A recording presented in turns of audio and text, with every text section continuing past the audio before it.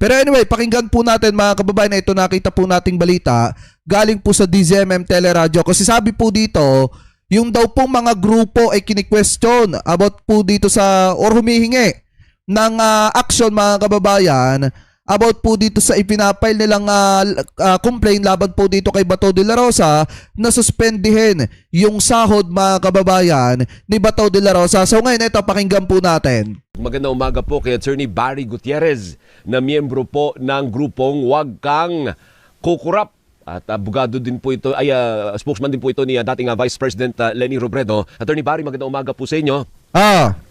Magandang umaga, Sir Alvin. Opo, long time no hear, long time no see, Attorney. Akala ko mag-zoom ka eh. Oo nga eh. Oo. Anyway, parang bakit nahuli na kayo? Ang tagal ng absent ni Senator Bato, ngayon nyo lang sinampahan ng reklamo, sir. Binigyan naman namin ng pagkakataon na baka naman sakaling konsyensyahin, diba? At bumalik. Diba? Pero, kaso walang konsensya.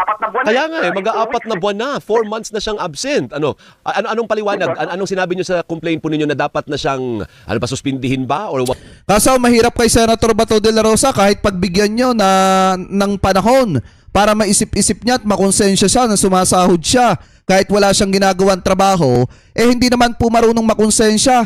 Ito pong si Senator Bato de la Rosa, bagkus pa nga mga kababayan, nag-e-enjoy pa doon sa kanyang pag-absent-absent. Di po ba? Biruin nyo habang laki-laki ng sahod nila, laki-laki din mga kababayan ang mga nakukurap ng mga ito. Kaya kung tutusin kahit hindi magpapasok itong mga ito, paldo na ito eh. Di po ba? Pero masakit sa taong bayan na makita na winawaldas ang pera natin para pasahurin itong mga inutil na mga politikong ito. Ano po? Anyway, tuloy pa natin. Huwag bigyan ng sweldo. Anong prayer ninyo, Attorney? Ang hiningi namin dito, at the minimum, huwag naman bigyan ng sweldo, di ba? Pero bahala na ang kanyang mga kasama sa Senado kung nakikita nilang dapat patawan pa ng mas mabigat-bigat na parusa. Kasi tingin naman namin, maling-mali na itong nangyayari. November 10 siya huling nagpakita sa Senado. Ilang mga committee hearings na ang kanyang hindi nadaluhan. Tama. Yung kanyang mga trabaho nung panahon ng budget, hindi niya ginawa. Sinalo ni Senator Win Gatchalian at iba pang mga kasama niya sa Senado. Pero yung kanyang sweldo, na sa aking pagkakaintindi, halos 400,000 buwan-buwan. Diba? Ganun ba kalaki sweldo ng... Kulang-kulang 400,000 kada buwan ang sahod nitong inutil na senador na ito. Diba? Dire-diretso ang sahod mga kababayan pero hindi pumapasok. Senador... Pasok. Di ba parang mali naman yun? Ganun ba kalaki sweldo ng senador, Attorney? 400,000 a month? Swerte naman nila. Alam ko, halos 400,000 a month na ngayon pagkatapos Wow. ng mga naging adjustments sa salary standardization. So, hindi ito bariyang pinag-uusapan natin. At ang Tama. pa dito, kung ang ordinaryong Pilipino na nagtatrabaho, Sabi nga ni Odzlek, sabi ni Odzlek, sabi ni dito, ni Chris Angel, bukod sa sahod may allowance pa na umaabot ng 1.5 a month. Totoo ba yan? Grabe no? hindi ka papasok ng halos 4 na buwan. Tapos sasabihin mo sa iyong boss, boss, tuloy-tuloy lang yung pasok ng sweldo. Baka mamaya hindi ka nang pagtawa na lang, baka batukan ka pa pero ito parang hindi siya nagpapakita. Paminsan-minsan, maglalabas pa ng video na nasa mall, o kaya nasa kung anong lugar. Parang hindi naman yata yan, di ba? So, meron siya mga personal na dahilan na umiiwas siya dito sa pagpunta sa Senado. Natatakot siya ay maaresto. Dapat siya na sana yung kung sana nagsabi na siya ay magli-leave o anuman. Tama. Hindi naman ganito nangyayari na yung isang binoto natin para siya ay kumatawan sa mga interest ng ating mga kababayang Pilipino ay hindi ginagawa ang trabaho pero tuloy-tuloy lang ang ligaya. Parang meron namang mali yata doon, di ba, Sir Alvin? Opo, tama. Okay lang sana mga kababayan kung may malubha siyang sakit, may intindihan pa ng mga kababayang Pilipino natin yan kasi may dahilan, may katuwiran, or di kaya naman okay lang kung nakakulong siya pero hindi siya payagan na umatin sa Senado at gusto-gusto niya magtrabaho. Okay lang yun, walang problema yun. Pero ang kasi dito kay Senator Bato de la Rosa, wala siyang solidong rason. Tapos minsan nakikita pa, nakasakay siya sa mga motor-motor, nagmumotor-motor siya, tapos parang nagtatravel lang. Tapos kung mapapansin nyo pa nga, minsan nasa mall nga, kung ano-anong pinaggagawa, naglilibot sa kamay nilaan. Alam nyo mga kababayan, yang ganyang klase na pasarap buhay ng isang politikong iniluklok ng taong bayan, dapat hindi po talaga tinotolerate yan. Dahil kung sa iba-iba nga, kung ikaw ay hindi pumapasok sa trabaho mo, baka inawol ka na sa tagal mong nawala. Pero dito mga kababayan, dapat talaga aksyon na po ito ng Senado. bukod sa dapat tanggalan siya ng sahod, much better tanggalan po siya ng posisyon bilang isang senador o tanggalin na siya sa pagkasenador po niya at palitan na ng mga ibang politiko na talagang karapat-dapat at fit sa kanyang posisyon.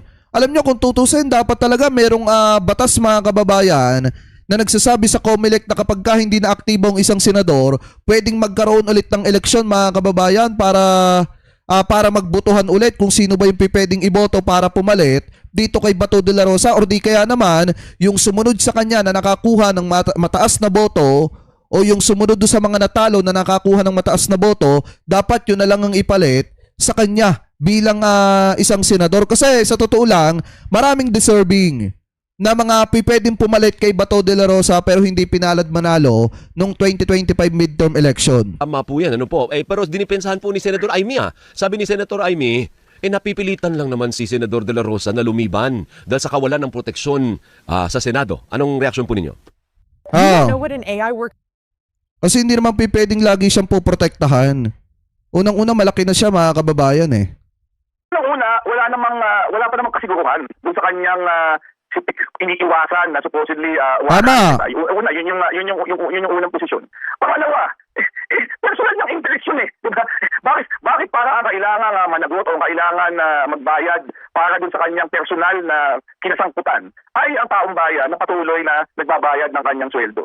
Kaya simpleng delikadete lang ito eh. Kung meron kang personal na aberya dito sa usaping ito, mag-leave ka para walang question dito sa ganitong personal mong oras yan, personal mong inasikaso, pero wag mo namang hingin pa na pati naman yung sweldo mo tuloy-tuloy lang papasok kahit na hindi mo ginagawa ang inyong trabaho. Ang masaklap dito, mga kababayan, yung parang ang dating kayo ang nagpapasahod, tayo ang nagpapasahod sa kanya kahit hindi siya pumapasok. Ang pinakamasaklap pa dito, parang ang dating kinukonsinti natin siya na maging tamad. At magtago na lamang habang sinusustentuhan natin etong inutil na senador na ito. Anyway, tuloy pa natin. Besides, naalala ko, nung unang umikot itong balita na posibleng merong warrant laban sa kanya sa ICC, hindi ba sinabi niya, ang tapang-tapang pa niya, handa siyang bumarap dito at sasamahan daw niya si dating Pangulong Duterte sa Hague. Ito na nangyari doon.